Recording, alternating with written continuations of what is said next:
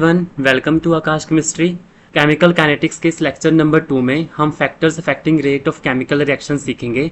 Previous lecture में हमने कुछ इंट्रोडक्शन देखी थी केमिकल काइनेटिक्स की, और फिर हमने उसके बाद rate of chemical reaction, average rate, instantaneous rate को अंडरस्टैंड करा। फिर मैंने आपको कुछ न्यूमेरिकल्स भी करवाए थे।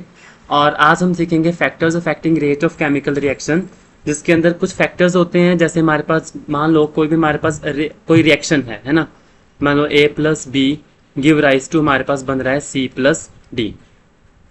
तो अब ये जो हमारे पास कुछ फैक्टर्स होंगे जो इसके इस पर्टिकुलर रिएक्शन के रेट को अफेक्ट करेंगे। जैसे पहला फैक्टर अगर हम कंसीडर करते हैं तो पहला फैक्टर है कंसंट्रेशन,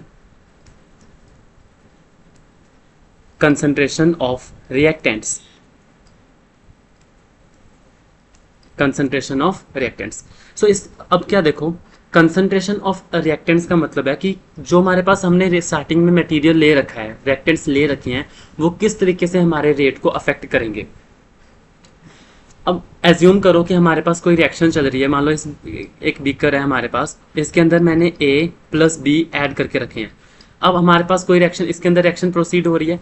अब जितने ज्यादा नंबर ऑफ रिएक्टेंट्स होंगे अकॉर्डिंग टू कोलिजन थ्योरी, अगर हम कोलिजन थ्योरी में अपकमिंग लेक्चर्स में देखेंगे, उसकी डिटेल डेरिवेशंस देखेंगे, लेकिन इसमें सीखने की बात यह है कि अगर हम कोलिजन थ्योरी के अकॉर्डिंग देखें कि जितने ज़्यादा नंबर ऑफ रिएक्टेंट्स होंगे हमारे पास, उसमें नंबर ऑफ कोलिजन ज़्यादा होंगी। ए मॉलिक्यूल जो है वो बी मॉलिक्यूल के साथ अच्छे से कोलाइड कर पाएगा। अगर हमारे पास मान लो तो वहाँ पे कंसंट्रेटेड बहुत ज़्यादा सोल्यूशन है, रिएक्टेंट बहुत ज़्यादा होंगे, तो ज़्यादा नंबर ऑफ कोलिजन होगी, है ना। तो उसमें से इफेक्टिव कोलिजन भी ज़्यादा निकलेंगी। कोलिजन होना ज़रूरी नहीं है, इफेक्टिव कोलिजन का होना ज़रूरी है। ठीक है, सारी कोलिजन इफेक्टिव नहीं होती, ये हम आगे जाके डिस्कस करेंगे। पर अभी आप याद रखो कि हमारे पास इफेक्टिव कोलिजन बढ़ जाएंगी अगर नंबर ऑफ रिएक्टेंट मॉलिक्यूल्स बढ़ जाएंगे। सो सिंपल सी बात है, जो हमारे पास कंसंट्रेशन होगी रिएक्टेंट्स की, वो डायरेक्टली प्रोपोर्शनल होगी रेट के। जितनी ज़्यादा कंसंट्रेशन उतना ज़्यादा हमारे पास होगा रेट। अब जैसे हमारे पास यही रिएक्शन है A plus b give rise to C plus d. अब इसमें क्या होगा, इसमें हमारे पास हम इसको रेट को कैसे लिखेंगे, rate is directly proportional to concentration of A and concentration of B। अब यहाँ पे इस पर्टिकुलर प्रोपोर्शनैलिटी को हटा के हम यहाँ पे लगाएंगे स्मॉल k, और यहाँ पे बन जाएगा हमारे पास ये चीज़। ठीक है, अब ये जो स्मॉल k है इसको हम लोग क्या बोलते हैं, रेट कांस्टेंट, रेट कांस्टेंट। ठीक है, हम नेक्स्ट वीडियो लेक्चर में डिटेल में कंसंट्रेशन ऑफ रिएक्टेंट्स को अंडरस्टैंड करेंगे, रेट कांस्टेंट को अंडरस्टैंड करेंगे, इसके यूनिट्स देखेंगे और आगे इसकी फर्दर डेरिवेशंस देखेंगे। पर अभी आप सिर्फ इतना ही समझें कि हमारे पास अगर हम रिएक्टेंट के मॉलिक्यूल्स की ज़्यादा कंसंट्रेशन लेते हैं तो हमारे पास क्या हो जाएगा, इफेक्टिव कोलिजन्स बढ़ जाएंगी। कोलिजन्स इफेक्टिव बढ़ जाएंगी तो हमारे पास रेट जो है वो इंक्रीज हो जाएगा। ये दोनों आपस में डायरेक्टली प्रोपोर्शनल का रिलेशन जो है वो इसमें रहता है। सेकेंड जो फैक्टर है हमारे पास, वो है हमारे पास टेम्परेचर फैक्टर, टेम्परेचर। अब टेम्परेचर जो है वो हमारे पास रेट को किस तरीके से अफेक्ट करेगा, टेम्परेचर जो है वो किस तरीके से अफेक्ट करेगा वो देखते हैं। हमें पता है जैसे जैसे हम टेम्परेचर इंक्रीज करते जाएंगे, टेम्परेचर इंक्रीज करते जाएंगे, जो हमारे पास रिएक्टेंट के मॉलिक्यूल्स हैं उनके अंदर क्या हो जाएगी, उनके अंदर जो स्पीड है, उनकी जो वेलोसिटी है वो इंक्रीज हो जाएगी। मॉलिक्यूलर स्पीड जो है वो इनकी इंक्रीज हो जाएगी। टेम्परेचर इंक्रीज करने से जब स्पीड इंक्रीज होएंगी तो आपस में जो कोलाइड करने की जो पॉसिबिलिटीज़ हैं, जो प्रोबेबिलिटीज़ हैं, वो ज़्यादा इंक्रीज हो जाएंगी। ठीक है, तो टेम्परेचर इंक्रीज करने से हमारे पास उनकी काइनेटिक एनर्जी इंक्रीज हो जाएगी। काइनेटिक एनर्जी इंक्रीज होने से उनकी जो मॉलिक्यूलर स्पीड है, जो उनके एटम्स की जो स्पीड है वो हमारे पास ज़्यादा बढ़ जाएगी। बढ़ने के कारण हमारे पास जो इफेक्टिव कोलिजन्स है वो ज़्यादा इंक्रीज हो जाएंगी। इसका मतलब टेम्परेचर भी हमारे पास डायरेक्टली प्रोपोर्शनल है रेट के। टेम्परेचर बढ़ाएंगे तो रेट जो है वो भी हमारे पास बढ़ेगा। अब हमारे पास क्या होता है, मान लो जो रेट ऑफ केमिकल रिएक्शन है, ठीक है, अगर वो हमारे पास डबल या ट्रिपल हो जाता है सिर्फ 10 डिग्री राइज इन टेम्परेचर से, so the rate of chemical reaction, the rate of chemical reaction becomes double and triple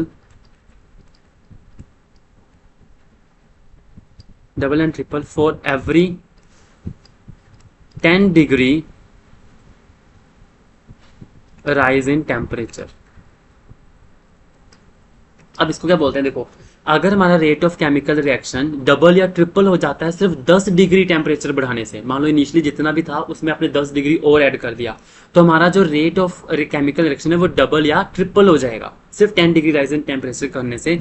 इस चीज को हम लोग क्या बोलते हैं, टेम्परेचर कोफिशिएंट। टेम्परेचर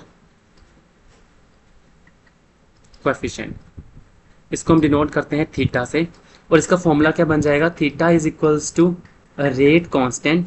ठीक है, रेट कांस्टेंट, ये वो रेट कांस्टेंट है जो हमारे पास इनिशियली हमारे पास कुछ ना कुछ टेम्परेचर टी था, उसके अंदर हमने 10 डिग्री और राइज कर दिया, तो ये बन जाएगा rate constant at temperature plus 10 degree, और नीचे आ जाएगा हमारे पास डिवाइडेड बाय रेट कांस्टेंट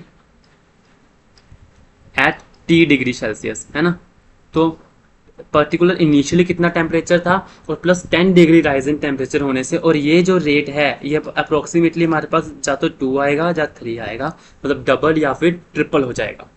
ठीक है, सो ये हमारे पास टेम्परेचर का इफेक्ट रहता है कि टेम्परेचर बढ़ाने से रेट ऑफ केमिकल रिएक्शन बढ़ती है, क्योंकि उनकी काइनेटिक एनर्जी जो है वो इंक्रीज हो जाती है, उनकी स्पीड इंक्रीज हो जाती है, और हमारे पास कोलिजन जो है वो और ज़्यादा इफेक्टिव होना स्टार्ट हो जाती है। इस टेम्परेचर वाले इफेक्ट को हम आगे जाके फिर डिटेल में स्टडी करेंगे, जहाँ पे हम आर्हीनियस इक्वेशन के साथ इसको रिलेट करेंगे। जैसे आर्हीनियस इक्वेशन क्या होता है, rate constant k is equals to a e raise to power minus e upon R T. Arrhenius equation एक ऐसी इक्वेशन है जो हमें बताती है कि टेम्परेचर के साथ रेट कांस्टेंट किस तरीके से वेरी करता है ना। टेम्परेचर बढ़ाएंगे तो रेट कांस्टेंट हमारे पास बढ़ेगा, यही आर्हीनियस इक्वेशन हमारे पास कहती है। आगे जाके हम इसको डिटेल में सीखेंगे, टेम्परेचर वाले इफेक्ट को, मॉलिक्यूलर स्पीड्स के बारे में भी सीखेंगे। सो इसमें सिर्फ हम छोटे छोटे ओवरव्यू ले रहे हैं फैक्टर्स का। तो थर्ड फैक्टर है हमारे पास, थर्ड फैक्टर है पोलैरिटी ऑफ द सॉल्वेंट।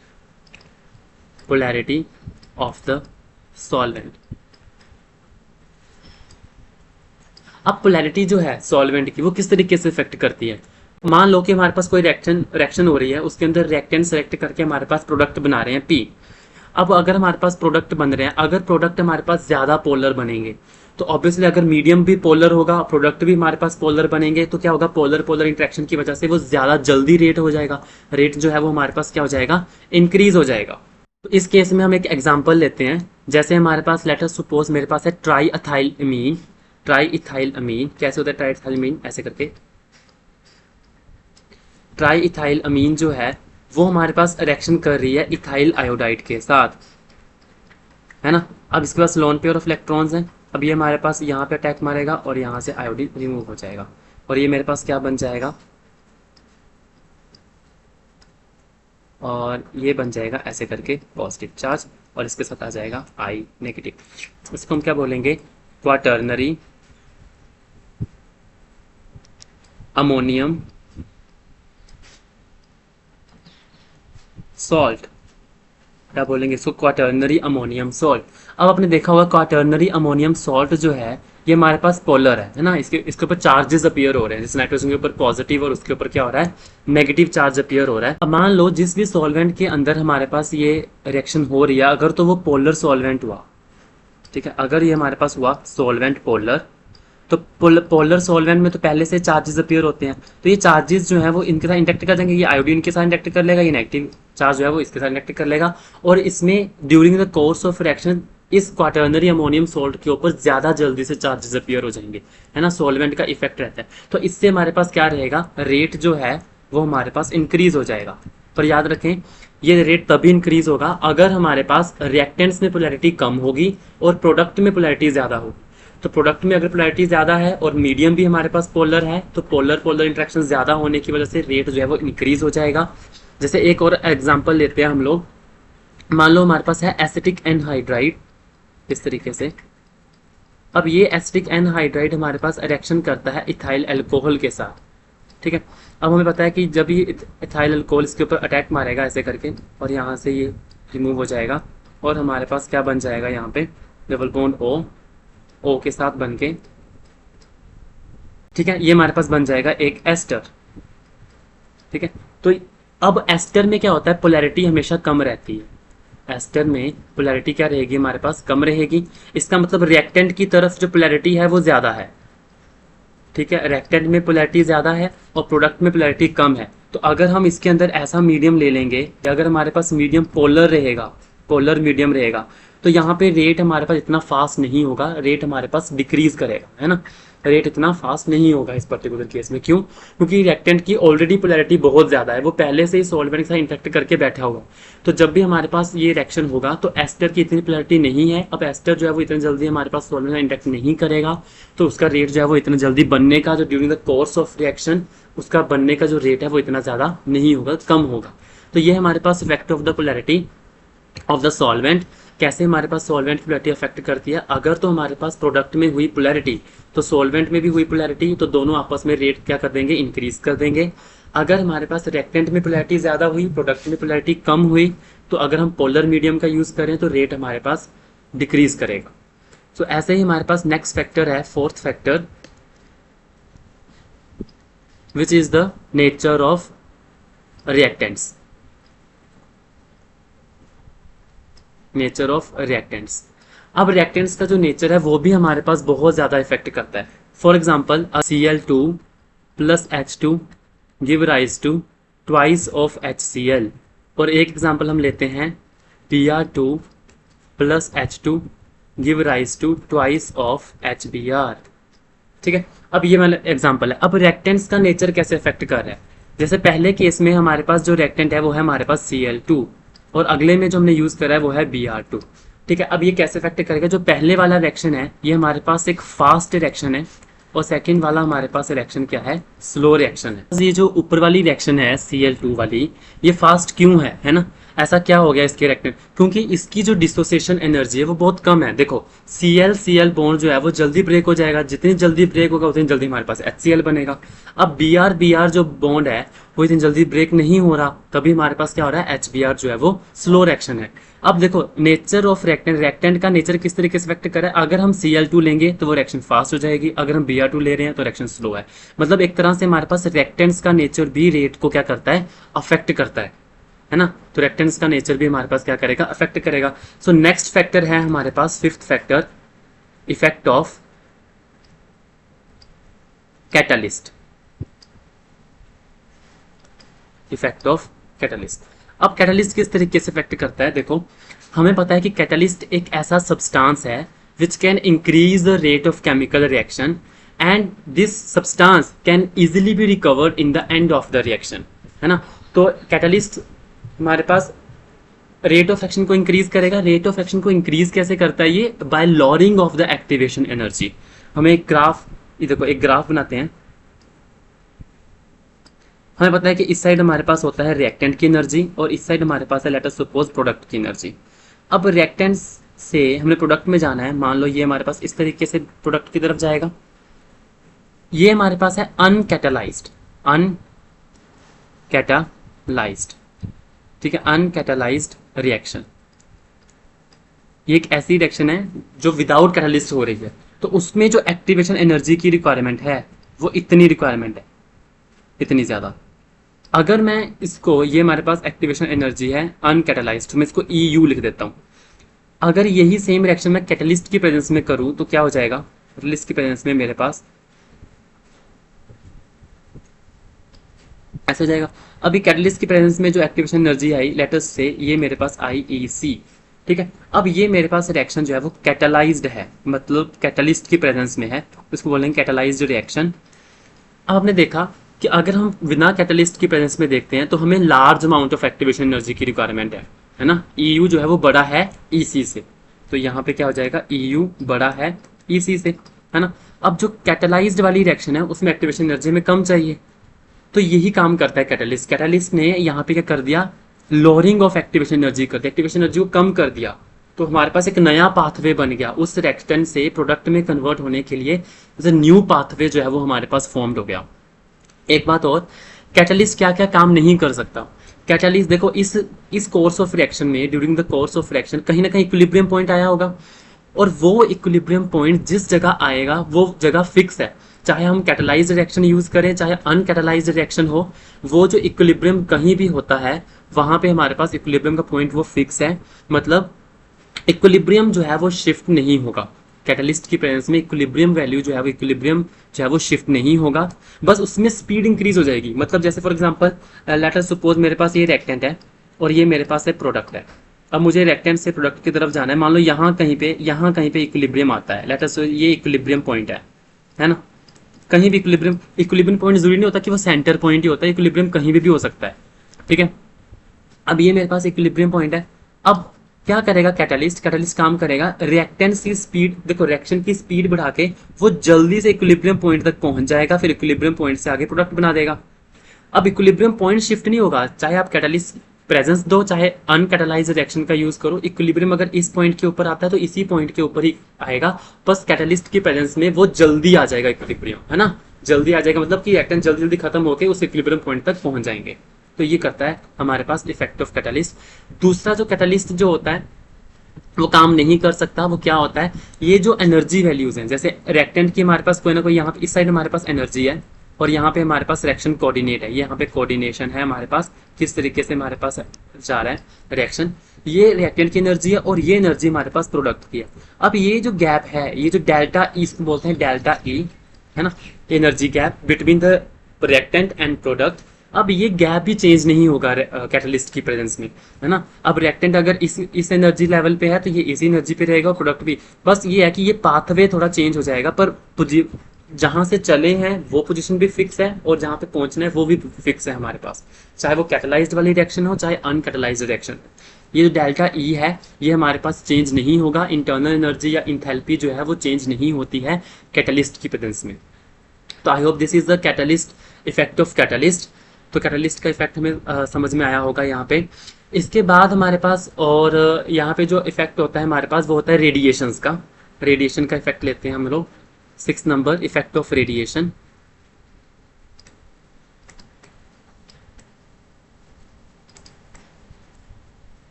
अब रेडिएशन किस तरीके से इफेक्ट करता है, देखो अगर हम लोग रेडिएशन में हमारे पास एनर्जी कितनी होती है, जो हमारे पास लाइट रेडिएशन होती है उसमें होती है एच न्यू, है ना, ये इतने फोटोन, है ना, एक फोटोन की एनर्जी कितनी होती है, एच न्यू। अब ये जो हमारे पास एनर्जी है, अगर हम इसको किसी रिएक्टेंट के ऊपर डालेंगे तो हमारे पास रेट बढ़ेगा, है ना, क्योंकि उसको एक एक्स्ट्रा एनर्जी मिल रही है और वैसे भी हमें एनर्जी देंगे तभी तो उसका वो बैरियर को क्रॉस करेगा। वो जो हमारे पास ऊपर से एनर्जी बैरियर था, ये देखो इस रिएक्शन में ये जो इतना बड़ा बैरियर था, इस बैरियर को क्रॉस करने के लिए हमें एनर्जी देनी पड़ती है, इसको हम एक्टिवेशन एनर्जी बोलते हैं। तो अगर हम लोग बाहर से रेडिएशन दे रहे हैं, उसके अंदर एक फोटोन्स डाल रहे हैं, तो हमारे पास वो बैरियर को क्रॉस करेगा और हमारे पास रेट ऑफ रिएक्शन इंक्रीज हो जाएगा। तो जितनी ज्यादा रेडिएशन की एनर्जी होगी उतना ज्यादा हमारे पास क्या होगा, रेट होगा। ठीक है, I hope effect of radiation हमें समझ में आया होगा। नेक्स्ट हमारे पास लास्ट फैक्टर की बात करेंगे एक, that is influence of solvation. Influence of solvation. अब इन्फ्लुएंस ऑफ सॉल्वेशन कैसे देखेंगे, लेट अस सपोज हमारे पास एक तरफ रिएक्टेंट है और एक तरफ हमारे पास है प्रोडक्ट। सॉल्वेशन का मतलब होता है कि जो भी हमारे पास जिस बीकर में हम ये रिएक्शन कर रहे हैं उसके अंदर सॉल्वेंट के साथ इंटरेक्शन करना। ठीक है, सॉल्वेंट के साथ इंटरेक्शन करने को हम लोग क्या बोलते हैं, सॉल्वेशन बोलते हैं। जब हमारे पास रिएक्टेंट भी हमारे पास इंटरेक्ट कर सकता है और हमारे पास जो इसके अंदर एक्टिवेटेड स्टेट बनेगी एक, है ना, यहाँ पे हमारे पास रिएक्टेंट से प्रोडक्ट में जाते हुए एक एक्टिवेटेड कॉम्प्लेक्स बनेगा बीच में, फिर हमारे पास प्रोडक्ट बनता है। ये हम एक्टिवेटेड कॉम्प्लेक्स थ्योरी पढ़ेंगे आगे जाके, वहाँ पे बताऊंगा। पर अभी हम याद रखेंगे कि रिएक्टेंट से जब प्रोडक्ट बनता है तो बीच में एक क्या बनती है, एक्टिवेटेड स्टेट बनती है। अब लेट अस सपोज रिएक्टेंट के मॉलिक्यूल्स बहुत जल्दी सॉल्वेंट के साथ कर रहे हैं इंटरैक्ट, है ना। अगर रिएक्टेंट के मॉलिक्यूल्स इंटरेक्ट कर रहे हैं, इंटरेक्ट करने पे सॉल्वेंट से इंटरेक्ट करने पे वो एनर्जी रिलीज करते हैं, है ना, एक, है ना, सॉल्वेशन बोलते हैं उसको। जैसे ही हमारे पास अगर रिएक्टेंट मॉलिक्यूल्स हमारे पास ज्यादा सॉल्वेशन करेंगे, मतलब सॉल्वेंट से ज्यादा इंटरेक्ट करेंगे, तो एक ग्राफ देखते हैं। सबसे पहले ग्राफ के थ्रू समझते हैं। मान लो मेरे पास ये रिएक्टेंट की एनर्जी है, ये मेरे पास प्रोडक्ट की एनर्जी है और रिएक्टेंट से प्रोडक्ट में हम इस तरीके से जा सकते हैं ना।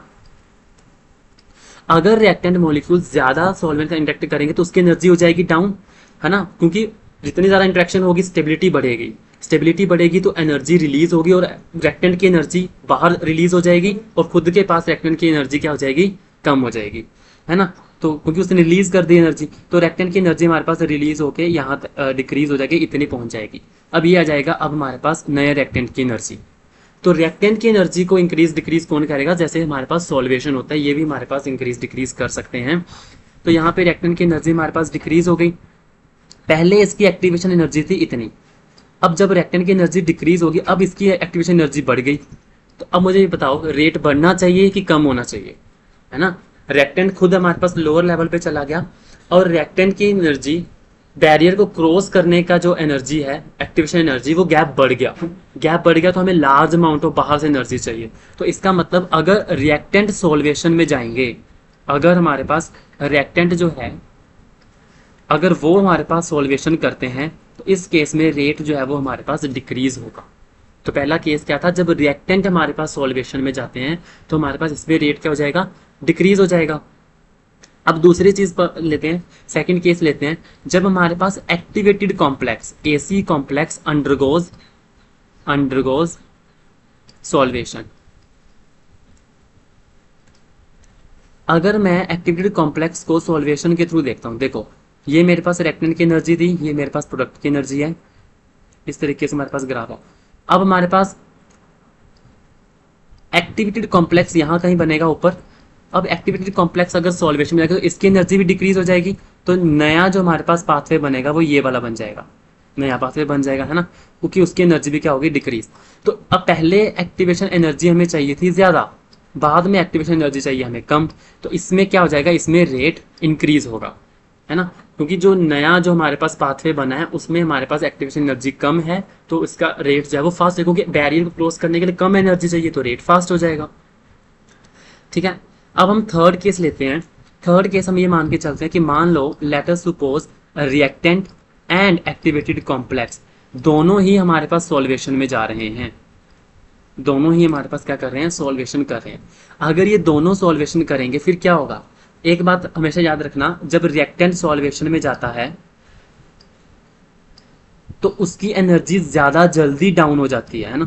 जैसे देखो मैं बताता हूँ, ये हमारे पास रिएक्टेंट है, ये हमारे पास प्रोडक्ट है।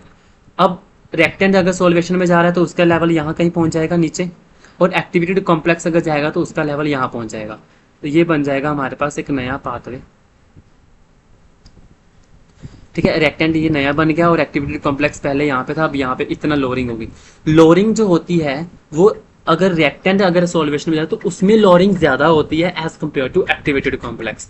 अगर इसमें लोअरिंग ज्यादा होगी, अगेन हमारे पास यहाँ पे जो एक्टिवेशन एनर्जी वैल्यू ये जो आएगी वो हमारे पास ज्यादा होगी, है ना, वो हमारे पास क्या होगी, ये हाई वैल्यू होगी। जो नया हमारे पास पाथवे बना है रिएक्टेंट एनर्जी डिक्रीज होने के बाद और एक्टिवेटेड कॉम्प्लेक्स की एनर्जी डिक्रीज होने के बाद उसमें जो गैप है वो एक्टिवेशन एनर्जी का वो बढ़ गया है, क्योंकि रिएक्टेंट में लोअरिंग ज्यादा हो रही है। अब वो ज्यादा नीचे जाएगा तो उतना ज्यादा गैप बढ़ जाएगा ऊपर जाके, है ना। तो जो हमारे पास विदाउट सॉल्वेशन था वो हमारे पास क्या था, लो एक्टिवेशन एनर्जी थी, और इसमें क्या है, एक्टिवेशन एनर्जी हाई है। तो अगर दोनों ही सॉल्वेशन में जाएंगे तब भी हमारे पास रेट क्या करता है, डिक्रीज करता है। तो ये तीन केसेस हमने समझे सॉल्वेशन के। ठीक है, तो अब हमारे पास इस वीडियो लेक्चर में हमने फैक्टर्स अफेक्टिंग रेट कांस्टेंट देखा, factors affecting rate of chemical reaction देखा। तो उसके अंदर हमने क्या क्या देखा, कई फैक्टर्स हैं हमारे पास, जैसे कि कंसंट्रेशन ऑफ रिएक्टेंट्स, इसको हम आगे नेक्स्ट वीडियो लेक्चर में हम कंसंट्रेशन ऑफ रिएक्टेंट्स को डिटेल में पढ़ेंगे। फिर उसके बाद हम टेम्परेचर को पढ़ेंगे, फिर हम कैटलिस्ट के इफेक्ट को भी आगे जाके देखेंगे। तो इस तरीके से ये कुछ फैक्टर्स हैं जो हमारे पास क्या करते हैं, रेट ऑफ केमिकल रिएक्शन को अफेक्ट करते हैं। आई होप आप ये अंडरस्टैंड कर पाए होंगे कौन कौन से फैक्टर्स हैं। सो आज की वीडियो लेक्चर में बस इतना ही। Thank you, happy learning.